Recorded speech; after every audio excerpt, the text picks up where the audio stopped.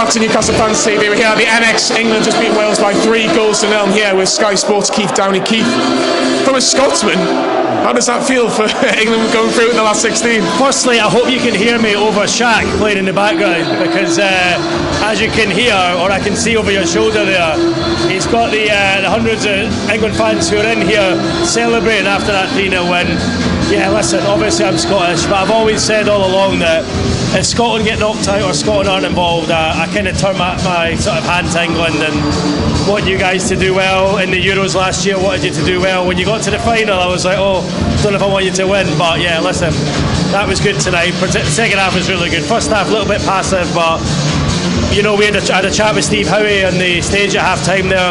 We were saying that Rashford had been poor first half, but listen, fair play to him. He stepped up second half, was very good. Thought Callum Wilson looked fresh when he came on, looked really sharp, and that obviously gives England the confidence they need going into the last 16. Felt after the 0-0 the other night, you know, everyone's heads were down a little bit, but you know, that's 9 goals in 3 games, so confidence certainly will be high going into the game against Senegal. Can England win the World Cup, do you think? Will England win it? You know, I think they've got a good chance. I think they've got a very good chance. I would say they've arguably got the strongest squad up there alongside Brazil, probably Portugal as well. France still strong even without Benzema, Pogba and Kante. But I said from the start, if England players are playing at their best, they've got a really, really good chance. Anything can happen.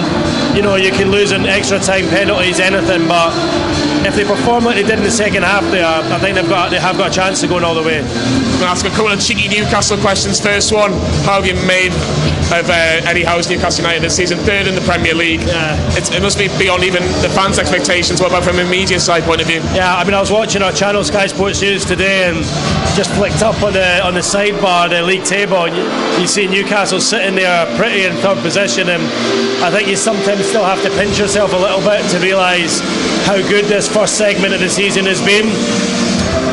I think the good thing for you guys as fans is that as far as Eddie Howe's concerned, he only wants it to get better.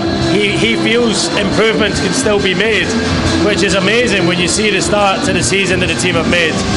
It's been a pleasure to cover the team, the start of the season and the second half of last season. It's great to see what's going on in the city in terms of the engagement with the fans, people with smiles on their faces again, and obviously the atmosphere at matches now is just second to none. So hopefully we've got more of that in the second half of the season. They're obviously giving themselves a bit of a problem because they've set the bar high now, and Howe will want that to remain for the remainder of the campaign. I still think top 4 will be really difficult, but I think it would be a real disaster now if Newcastle were not to qualify for Europe. Yeah, certainly. I think Eddie Howe will be looking to get into those European places. He might want 1 or 2 more extra players in the January window. Can you see Newcastle going back in for Maddison, or do you think they've got somebody else on their minds? I think Maddison will be difficult. I just think with it being January, I think it'll be a difficult one to do in January. Obviously, he made those comments yesterday, I think, or the day before, and it's got everyone kind of getting a little bit excited. You know, when fans come up to me and ask me, the one thing they ask me, is Maddison coming? Obviously, Newcastle went in for him in the summer. My understanding was that they kind of got led down the path a little bit with him, and they thought that if he made the bid, they would get him. But I think there was a little bit, not so much games at play, but just the usual thing you can see where perhaps people involved with Maddison wanted him to be seen as available to other clubs. What I think Maddison does want is he wants to play for a Champions League club, a team playing in the Champions League club. Now at the start of the season, Newcastle were not a Champions League club, but if you go into January and you're still up there in the top 3, perhaps Newcastle will be a Champions League club, and perhaps that makes them more attractive.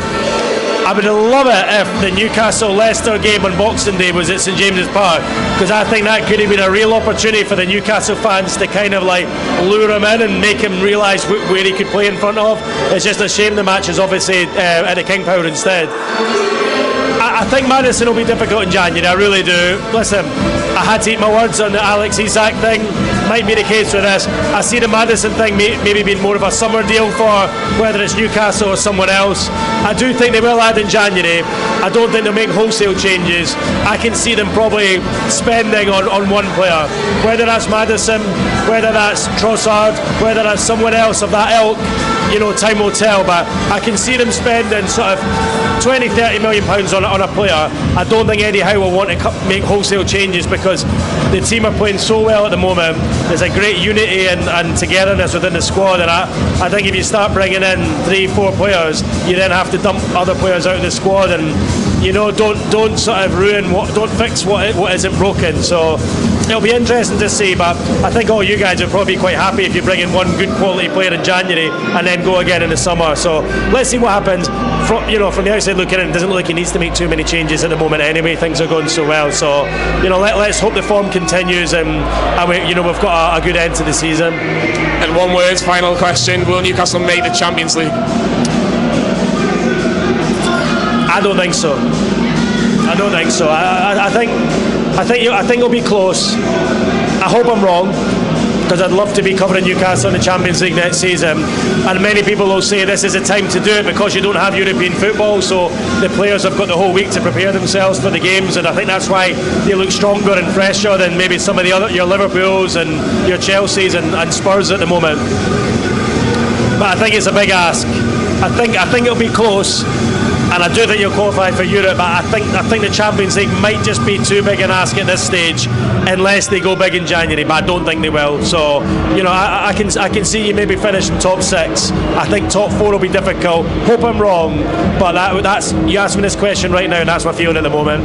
No, thank you very much, Keith. Again, if you want to see Keith at the NX, you're more than welcome to do so. England take on Senegal on Sunday. If you want to see Keith Downie there, he will be there. A Scotsman cheering on the English. Feels a bit weird, that, doesn't it? Fantastic stuff. We'll see you all very, very soon. Cheers, Keith. I appreciate it. All right, mate, no worries.